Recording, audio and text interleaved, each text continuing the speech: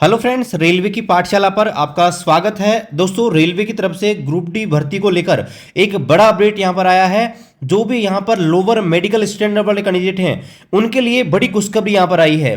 जो भी यहां पर करंट वैकेंसी चल रही है और जिन कैंडिडेट को लोअर मेडिकल स्टैंडर्ड की वजह से जॉब नहीं मिल पा रही है उन सब के लिए रेलवे मंत्रालय की तरफ से बड़ी खुशखबरी यहां पर आ चुकी है। तो चलिए देखते हैं यहां पर पूरा अपडेट।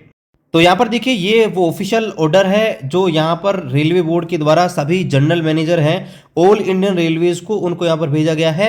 यहाँ पर आप देखेंगे 16 दिसंबर 2024 की डेट है और यहाँ पर आप देखेंगे सब्जेक्ट में तो RRC 01 2019 diversion of remaining post into lower medical category post, यानी कि जो ग्रुप डी भर्ती 2019 आई थी उसमें जो यहाँ पर लोअर मेडिकल कैटेगरी वाली जो पोस्ट है जो बच गई हैं खाली, उनको डाइवर्जन करने के संदर्भ में। देखिए दोस्तों, डाइवर्जन का मतलब होता है कि एक जोन से पोस्ट को दूसरे जोन में देना, ठीक है, या फिर एक डिवीजन से दूसरे डिवीजन में डाइवर्ट करना।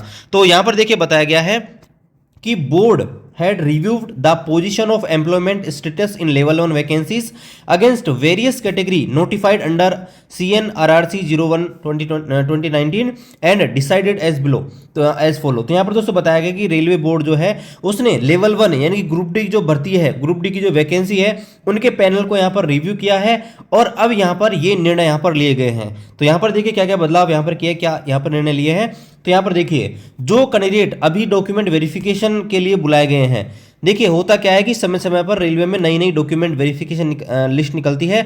जैसे कोई कैंडिडेट है जॉब छोड़ जाता है, कोई ज्वाइन नहीं करता है, तो उनके बदले जो सीटें खाली जाती हैं उनके लिए डॉक्यूमेंट वेरिफिकेशन के लिए कैंडिडेट को बुलाया जाता है। तो यहाँ पर पहली बात ये बोली गई है कि जो भी करंटली डॉक्यूमेंट वेरिफिकेशन किए जा रहे हैं उनको यहाँ पर क्या कीजिए, उनको आप एकमेंडेड कीजिए, यानी कि उनकी जो वैकेंसी है उनको आप जो है रिजर्व वैकेंसी है उनके लिए उनको आप समन्वित कीजिए। एक प्रकार से उनको यहाँ पर बोला है कि भाई वो जो वैकेंसी है उनके अंदर उनको कंटिन्यू रहने दीजिए और उनका यहाँ पर ज्वाइनिंग वगैरह यहाँ पर करवाना है।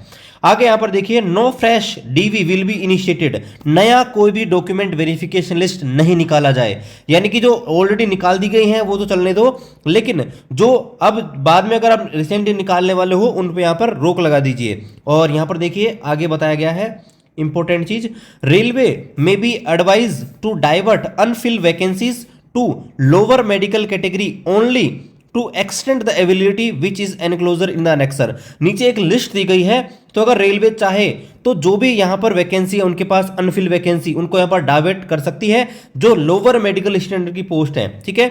आगे यहां पर देखिए बताया गया है, railway will empanel the remaining B2 C1 candidate in the order of merit from the main result against available vacancies by diverting them to assistant workshop, TL and AC workshop, assistant works etcetera. और यहाँ पर देखिए बताया गया है जो भी candidate B2 और C1 वाले मेडिकल स्टैंडर्ड के हैं उन्हें यहाँ पर मेरिट के क्रम में दूसरी जगह शिफ्ट किया जाए, जैसे कि असिस्टेंट वर्कशॉप है, टीएल एंड एसी, यहाँ पर इनको समायोजित किया जाए, उनकी वैकेंसी को उनके माध्यम से भरा जाए। आगे देखिए, zonal railway which don't have remaining B2 C1 candidates are advise to divert their available vacancies in all medical category to notified lower medical category post in workshop. और देखिए, अगर कोई जोनल रेलवे है जिसके पास कोई B2 और C1 के candidate है नहीं लेकिन उसके पास वैकेंसी है, तो वो क्या कर सकता है, उन वैकेंसीज को डाइवर्ट कर सकता है ताकि दूसरे जो जोन के कैंडिडेट हैं उनको यहाँ पर पोस्टिंग मिल सके। देखिए दोस्तों, इसको मैं समराइज करूं तो ये कहना चाहते हैं कि भाई रेलवे में क्या है, ग्रुप डी की जो वैकेंसी आती है लेवल 1 की, उसमें दोस्तों हर पोस्ट का अलग अलग मेडिकल स्टैंडर्ड होता है। मेडिकल स्टैंडर्ड का मतलब होता है कि भाई कोई व्यक्ति होते हैं उसकी शरीर की बनावट और स्पेशली आंखों की जो बनावट होती है, आंखों की जो क्षमता होती है वो अलग अलग होती है। रेलवे में सबसे अच्छा मेडिकल स्टैंडर्ड A2 लिया जाता है। ग्रुप डी के अंदर बता रहा हूं मैं, ग्रुप डी के अंदर A2 मेडिकल स्टैंडर्ड सबसे शानदार लिया जाता है और ये पॉइंट्समैन कैटेगरी का यहाँ पर होता है, ठीक है। इसके बाद यहाँ पर A3 मेडिकल होता है, फिर आपके इसके बाद B1, फिर B2, फिर C1 और C2, ठीक है। यहां तक आपके ग्रुप डी में लिए जाते हैं।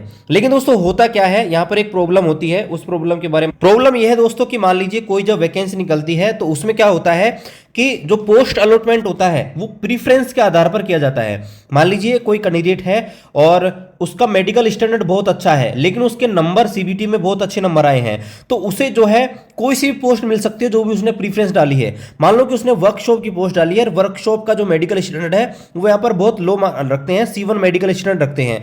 तो ऐसे में जो लोअर मेडिकल स्टैंडर्ड की जो पोस्ट होती है वो यहाँ पर भर जाती है। अब ऐसे में क्या होता है कि भाई जो कैंडिडेट हैं जिनके अच्छे नंबर हैं उनके बावजूद भी उनको यहाँ पर पोस्ट नहीं मिल पाती, क्योंकि उनका मेडिकल स्टैंडर्ड जो है यहाँ पर लो रह जाता है। एक एग्जांपल के माध्यम से मैं आपको बताता हूं तो कि आपको ज्यादा समझ आ जाएगा। मान लीजिए 5000 वैकेंसी है, इन 5000 वैकेंसी में मान के चलिए कि भाई 1000 जो है लोअर मेडिकल स्टैंडर्ड की पोस्ट है और 4000 हायर मेडिकल स्टैंडर्ड की पोस्ट है।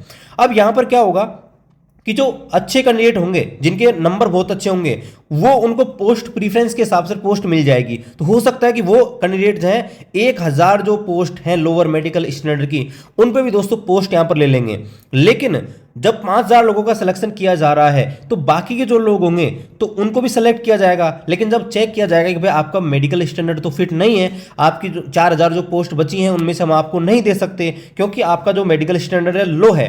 तो ऐसे में दोस्तों ये समस्या यहाँ पर उत्पन्न हो रही है और यहाँ पर कैंडिडेट को ज्वाइनिंग नहीं मिल पा रही है। और यहाँ पर आप देखेंगे जो 1,03,000 वैकेंसी निकली थी उनमें से 1460 कैंडिडेट हैं उनको अभी तक पोस्टिंग नहीं मिली है, यानी कि ज्वाइनिंग नहीं मिली है। यहाँ पर आप देख सकते हैं।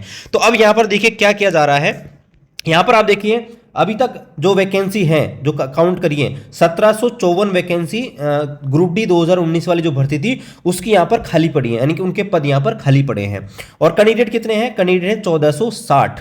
ठीक है, 1460 कैंडिडेट हैं लोअर मेडिकल स्टैंडर्ड वाले जिनको यहां पर पोस्टिंग नहीं मिली है और 1754 टोटल वैकेंसी बची हुई है। अब आप सोच रहे होंगे कि सर जब वैकेंसी इतनी खाली पड़ी हैं और कैंडिडेट इतने सही हैं तो इनको जोनिंग क्यों नहीं दे रहे? भाई जोनिंग का कारण ये है, एक तो क्या है कि एक दूसरे जोन में है। भाई जैसे मान के चलिए कि यहाँ पर देखिए जो सेंट्रल रेलवे है इसके पास 22 वैकेंसी ही है, लेकिन कैंडिडेट कितने हैं? 378। तो अब इनको कैसे पोस्टिंग दे देंगे?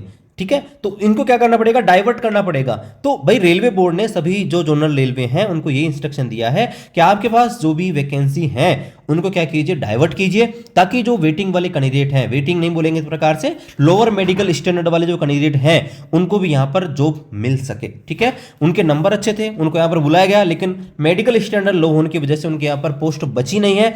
ऐसे में यहां पर सभी जो जोनल रेलवे हैं उनको इंस्ट्रक्शन दिए गए हैं भी आपके पास जो भी यहाँ पर लोअर मेडिकल स्टैंडर्ड की पोस्ट है उनको डाइवर्ट कीजिए, कि जो कैंडिडेट हैं दूसरे जोन के उनको समायोजित कीजिए ताकि यहाँ पर उन्हें यहाँ पर पोस्टिंग मिल सके। ठीक है, तो ये दोस्तों पूरा यहाँ पर मैटर है।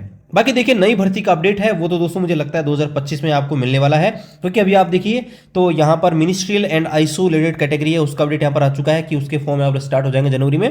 अब यहाँ पर देखिए जो ग्रुप डी भर्ती है वो यहाँ पर या तो RRC CEN करके आने वाली है, या फिर दोस्तों अगर आएगी तो RRB 0CN08 2024 नाम से आ सकती है। लेकिन इसके जो फॉर्म वगैरह है वो दोस्तों जनवरी में ही यहाँ पर भरे जाएंगे। अब ऐसा ही लग रहा है दोस्तों, क्योंकि अभी टाइम ज़्यादा बचा नहीं है, दिसंबर ये मान के चलिए कि खत्म सा ही हो गया है 2024। बाकी देखिए कोई भी अपडेट आता है रेलवे भर्ती का उसका अपडेट आपको हमारे यूट्यूब चैनल में मिल जाएगा।